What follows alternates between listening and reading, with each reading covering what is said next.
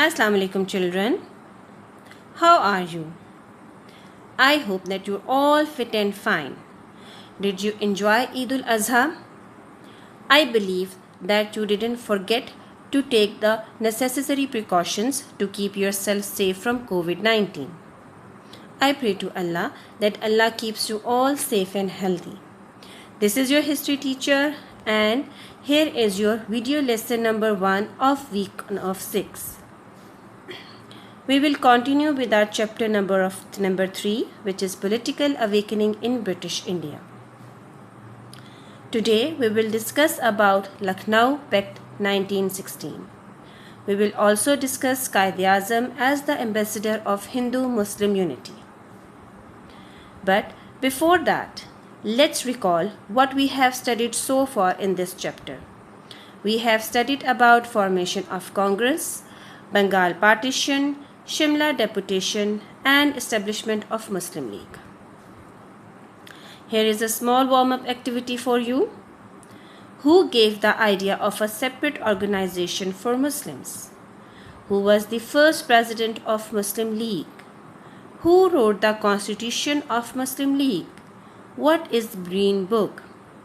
If you have read the chapters and if you have taken all the Zoom lectures, you can also answer all these questions very easily. Here are the answers. Nawab Salimullah of Dhaka gave the idea of a separate organization for Muslims. Sir Aga Khan was the first president of All India Muslim League. Maulana Muhammad Ali Jauhar wrote the Constitution of Muslim League. The Constitution of Muslim League was called Green Book. Here are our learning objectives. We are going to discuss about the background of Lucknow Pact, its main clauses, achievement and importance of Lucknow Pact. We will start with the background. First World War was started in 1914 and it ends in 1918. It changed the thoughts of political leaders all over the world. Muslims and Indian leaders of British India also thought that if they want to get more favors from British, they should cooperate with each other. Quaid-e-Azam played a great role in developing this thought. At that time, he was the member of both Indian National Congress and All India Muslim League.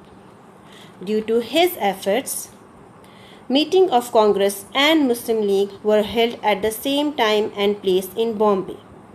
A committee was formed which gave the idea of a pact between Muslims and Hindus of India. This committee gave some suggestions which were accepted by both Muslims and Hindus in Lucknow in 1916. This pact was called Lucknow Pact. Main clauses were that Congress should accept separate electorate for Muslims, Muslims should be given one-third representation, and no bill regarding any community will be accepted if 3/4 of the member opposed it. Muslims will be given commission in army. Lucknow Pact was a big achievement for Muslims. Congress accepted Muslims as separate nation and agreed to their demands. Lucknow Pact is very important as it was considered the first step towards two-nation theory. For the first time, Hindus and Muslims cooperated with each other on political platform. It was also the first and last agreement between Hindus and Muslims. Quaid-e-Azam played a very important role in politics of British India.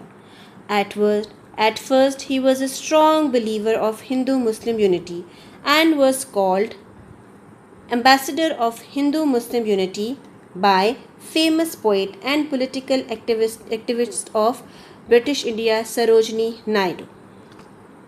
Here is a famous quote of Quaid-e-Azam: "With faith, discipline, and selfless devotion to duty, there is nothing worthwhile that you cannot achieve." Here are some links for you.